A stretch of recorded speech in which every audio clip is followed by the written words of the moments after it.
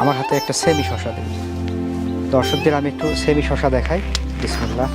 হ্যাঁ দর্শক, আপনারা যদি একটু সেমি শসার ভিতরটা খেয়াল করেন তাহলে বুঝতে পারবেন যে এটার ভিতরে বিসির সংখ্যা কেমন। আচ্ছা, এবার একটু আমাকে বড়টা যেটা, হ্যাঁ বড়টা যেটা এটা দেন। এই যে আমরা পাশাপাশি যদি কাঞ্চন এবং যে সেমি দুইটা যদি আমরা পাশাপাশি করি, তো সেক্ষেত্রে আমরা যেটা খেয়াল করতে পারবো যে কাঞ্চন কিন্তু অনেক বড় হয়ে যাওয়ার পরও বিসির সংখ্যাটা ওই রকমের যে সাইজ অনুসারে যে বিসিটা হওয়ার কথা ওই রকমের না। আর সেমিটাতে তো আসলে বিসির মনে হয় প্রশ্নই আসে না। সেমিটা আরো একটু বড় হবে। সেমিটা আপনার 160 গ্রাম 70 গ্রাম আপনার পারফেক্ট একটা সাইজ। আচ্ছা, হ্যাঁ, কিন্তু তার নিচে করলে বীজটা অনেকটাই আপনার ছোট থাকে।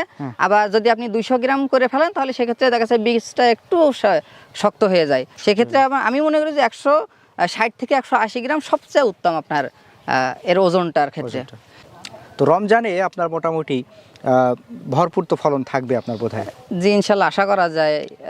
যেহেতু আজকে থেকে হারভেস্ট শুরু হয়েছে, রোজার প্রথম 10 দিন ইনশাল্লাহ আমি পুরোপুরি হারভেস্টটা করতে পারবো। পুরোপুরি 10 রোজার ভিতরে ইনশাল্লাহ আমার হারভেস্টটা আশা করা যায় যে নিচের যে ফলগুলো আসছে এগুলো আমি পুরোটাই তুলে ফেলতে পারবো। সেমি জাতের কত শতাংশ জায়গা? এখানে আপনার আছে 34-35 শতাংশ আছে। আমাদের এদিকে আপনার 33 শতকে 1 বিঘা, সেই হিসেব করলে আপনার 1 বিঘার একটু বেশি থাকে। আচ্ছা, এই 1 বিঘার যদি আমরা হিসাব করি, 1 বিঘাতে আপনি সেমিতে কেমন অঙ্কের টাকা ইনকাম হতে পারে একটা ধারণা করা যায় কিনা?